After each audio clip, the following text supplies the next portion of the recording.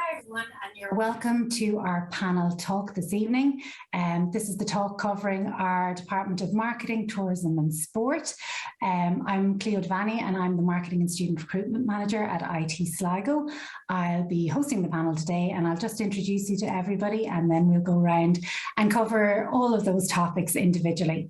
So with us today we have Lisa Dunn, who is a lecturer in marketing. Hi Lisa. We also have Mary O'Keefe, who's lecturer in tourism. And we have Aoife Gannon, who is a graduate from our Applied Sport and Business. So we have a great variety of people here to talk to you today, and we'll hopefully be able to cover off a lot of the questions you may have if you're currently applying to CAO. If something pops into your head, there is a Q&A panel here beside us, so please do feel free to put in your question there and our team will respond to you and give any answers that are relevant to your questions. I'll start then just with Lisa. So Lisa, we're going to talk about our options in terms of our degree programs for marketing. So we have the Bachelor of Business in Marketing at level 7 and level 8. That has recently undergone a number of changes and updates to the program. And I think it'll be really good to share with everybody, you know, what are the recent changes, because it has really modernized the degree course, and I'd like to kind of talk through that with you. Yes, as part of developing our new programme, we had a lot of engagement with industry and marketing professional bodies and with our current students and past students, so that we could be well informed to bring a programme to the market that was what students are looking for, but what industry is looking for. As you can imagine, the business and marketing environment is ever changing, and I suppose in order to be able to develop students with the skills that they need for that ever-changing market, we introduced lots of new modules. So modules in the area of digital, content creation, marketing metrics. We're very conscious that the industry is looking for people with sales skills, but also have those core marketing areas as well. As part of year one, though, we have this kind of spine of business modules that are the same in other programs within the school. So that does allow a student that if they want to move program, they can, because they have those core business subjects. And likewise, if somebody was in another program and wished to join the marketing program, it is doable. So that was an important aspect of the new program. The new program also addresses the needs of the Teaching Council of Ireland's requirements. So if a student wishes to maybe progress a career in secondary school teaching, they have covered the necessary business subjects in order to be able to teach business at secondary school level. So that was an important addition to have in our new programme. As I mentioned before, I suppose digital has become such a core part of life today, and particularly in the last few years, I suppose we've seen that acceleration of digital adoption in industry, and we are cognizant of that and of preparing our students to have those strong digital skills for when they leave college. So as part of the programme, students have the opportunity to achieve a Google accreditation during the programme, which is another nice extra to have, as well as your academic qualification on completion. The new programme also has an extended work placement. In the past, students would have worked 2 days per week during the semester, but now students will work for an 8-week block for 5 days per week for 8 weeks, which really allows, I suppose, the student to get embedded in whatever organisation they're working with, so they become a core part of the staff in that company, and they can, you know, be involved in day-to-day activities as well as maybe longer-term marketing projects as well. So that is a new feature of our programme that we're really delighted with, and we have a huge bank of companies in the Northwest, international companies, SMEs, startups that are, you know, always getting in touch looking for IT Sligo marketing students. So we're delighted that we can then allow them to have a longer period of time working with those businesses. And all our modules would reflect the principles of universal design for learning, so UDL. So that means that, you know, all our modules are very cognizant of using different teaching methods, so that, you know, students learn in different ways, and we have that embedded in all of our modules so that it, you know, allows equal opportunity for student learning. So there are just a few of our kind of new features of our program that we're really excited about. That's brilliant, Lisa. I suppose, like, you're talking about digital skills, you're talking about extended work placement, and engagement with industry is key as well. I think something as well that people are interested in is those practical learning skills. Again, you talk about the engagement with industry, and some of the projects I think students work on in the marketing degree as well. They work on real life projects, don't they? Would you have any examples of that in terms of the marketing students? Yeah, you know, nearly all of our modules would have some sort of continuous assessment, and during that continuous assessment, it can take, you know, a variety of means. It could be case studies, presentations, reflective diaries, doing research projects, research reports, and many of those will be based on real life companies and working with real companies.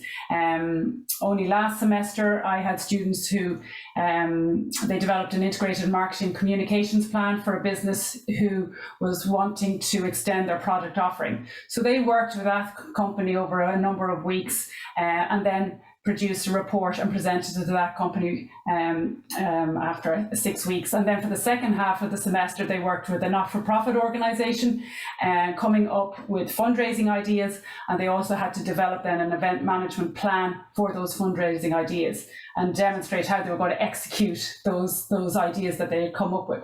So that's, you know, they're getting fantastic exposure to companies, and it allows them to network as well. And often those projects that they've worked on as part of a module has maybe led to a work placement, or maybe a part-time job or a weekend job, and even sometimes full-time roles being offered to them as well. So the projects are always, you know, with real companies based here in the Northwest and sometimes further afield. And it's really exciting for the students to get that real life experience as part of their college journey. Great. Thank you, Lisa. I think that's given us a really good feel for the new programme, what's different about it and what makes it unique for our students at IT Sligo. So I'll thank you for that, and I'll move on now to Mary, because Mary also has a new programme. We have recently undergone review as well of the tourism and event management programme, and it's something that we are launching. And Mary was engaged with marketing before and putting a video together to promote it. And one of the things you said, Mary, is that the tourism sector, it's fun, dynamic and ever changing. So that really resonated with me. Like, I suppose if students are interested in tourism and event management, why would this course appeal to them? Well, thanks, Cleo. Yeah, I mean, we've really developed two new programs that we're really happy with. One is a level 7, it's International Tourism and Event Management, and that's a 4-year program. But we've also got a 3-year new degree program, which is a strong, broad business degree, as well as having tourism and event management. And the 3-year program in particular is very appealing, because just in terms of, you know, the time element and the reduced cost, or it's probably going to be more cost effective in terms of the typical, you know, living costs associated with going to college. And I think that will appeal particularly to school leavers and to mature applicants who are looking for, you know, career development. And I think the programs overall, because of the mix of modules, they're really appealing to anyone who's interested in people, working in an environment that encourages travel and a sort of an opening to the world, interested in culture, and interested in the natural landscape. So there's a lot there besides the core business element as well. And when you look at the programme as well, I know over the years, students have had the opportunity to go out and visit tourism businesses and within the region and further afield.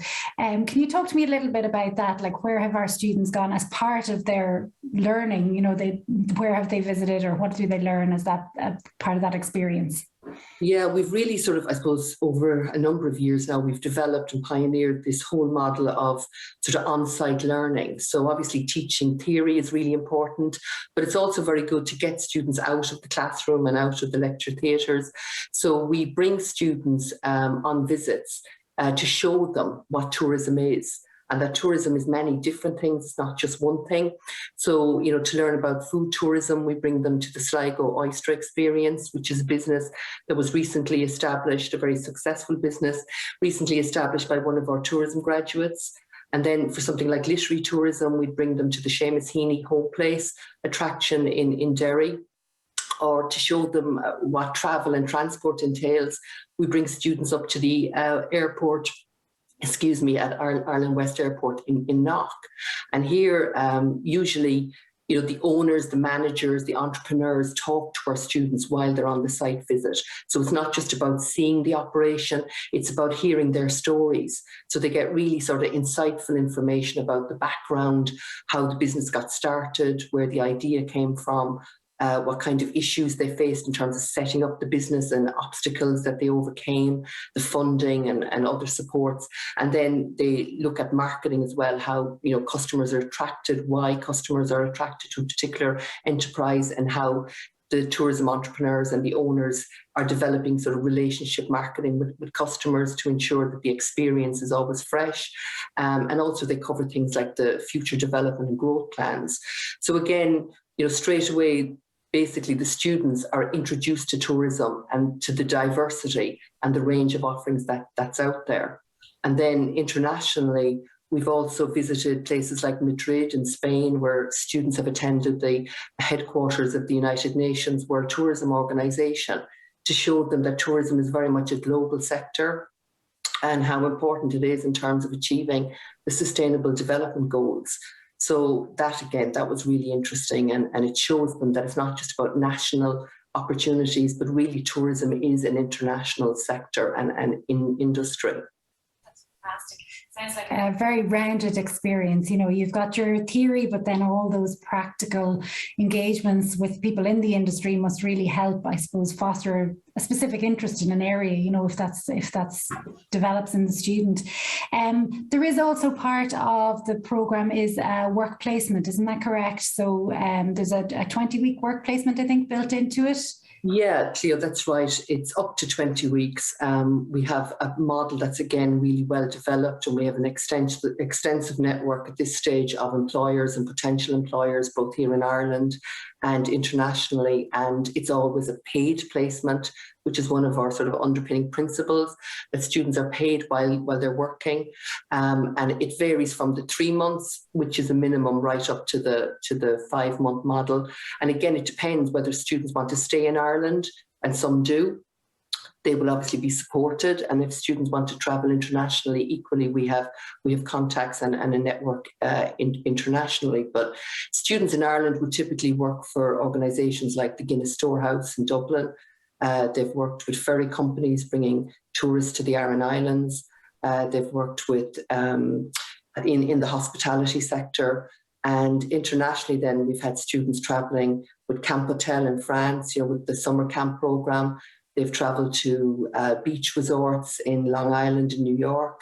We had a student in the last 2 years who wanted to do volunteer work, and she went to India for 7 weeks working on a conservation project.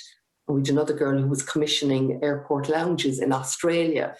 So, you know, it's endless. The opportunities, again, it depends what students want, but there's a whole array there, a whole platform for students to discover. And the placement always, I mean, students always really, bar the odd exception, always have really positive experiences, and it's something that enhances their personal and their professional development. Yeah, it all sounds very exciting. Thanks for that, Mary. Just to summarise, that's the new programme in the Bachelor of Business in Tourism and Event Management. And there's the International Tourism and Event Management as well at level 7.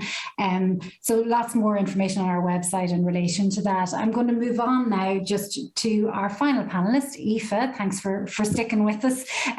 So Aoife is a graduate of our Bachelor of Business in Applied Sport with Business.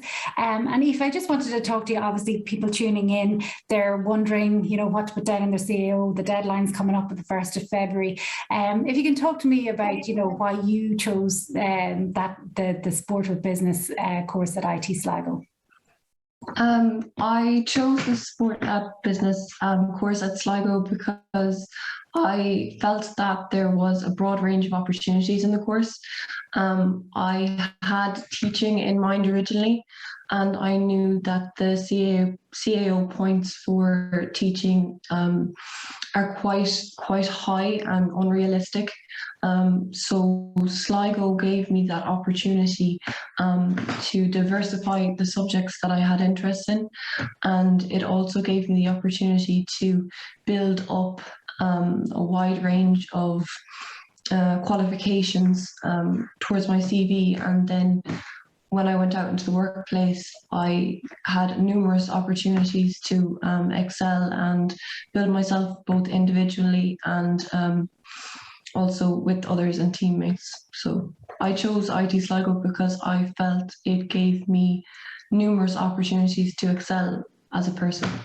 Great. Like, I know you obviously are interested, you're interested in sport, you're interested in business, but you're also interested in teaching. And like to get that mix, it's not always possible, but you have used your degree in IT Sligo as a stepping stone. And obviously, as you were studying, there's a wealth of extra qualifications that you gain as well throughout the programme. You know, how did you find that? Have you found that helpful as you've gone through the years?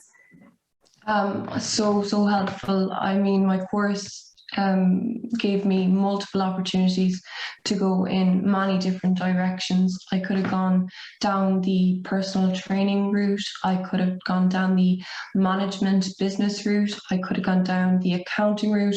There was a number of qualifications that our course gave me, and that was probably my favorite thing about the course, was that if I felt I was weak in one area or one topic, I could possibly excel in another area, and that gave me hope throughout the course and helped me to kind of continue my dream to become a physical education teacher. Yes. Now that's great news. This year you have progressed on to the postgraduate Masters in Education at UL, isn't that correct? So, and it's a very competitive process. I know there's very limited places there. So fair play to you for getting in and starting that. So yeah, thank you. What was that kind of like? Your qualifications at IT Sligo helped as a stepping stone?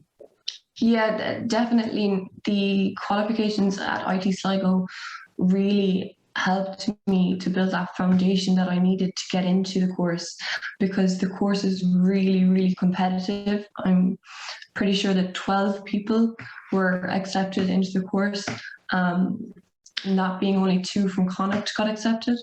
And it's very tight in terms of the positions that are available. But if you want something so bad, if you really want something, I believe go for it.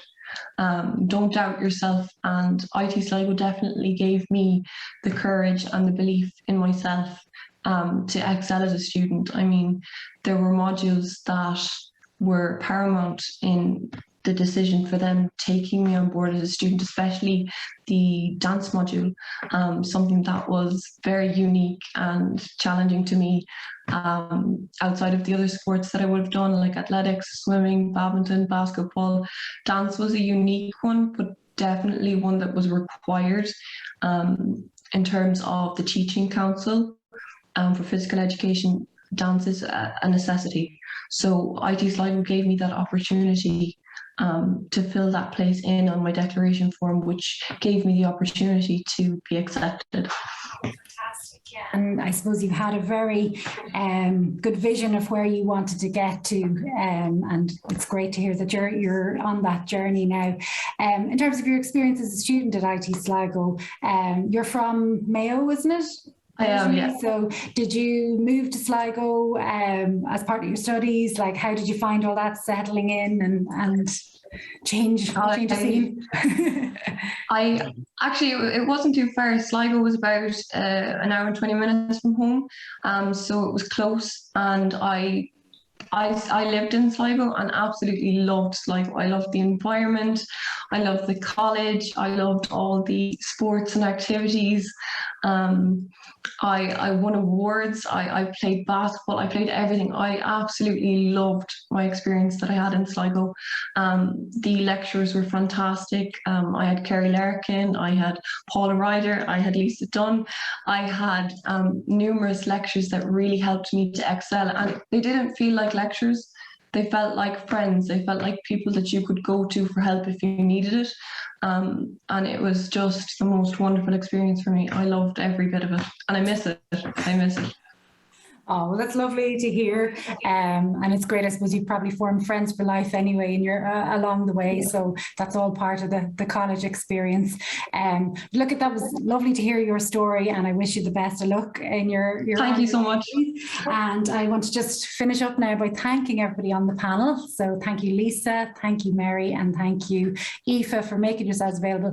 All the courses we talked about are within the Department of Marketing, Sport and Tourism. If you have any questions, the Q&A box is still there. Please do insert the questions. We'll come back to you as a team to let you know any information that may be lacking. But we really do hope that there's been some good information shared here today, and I'd like to thank the panelists for their inputs.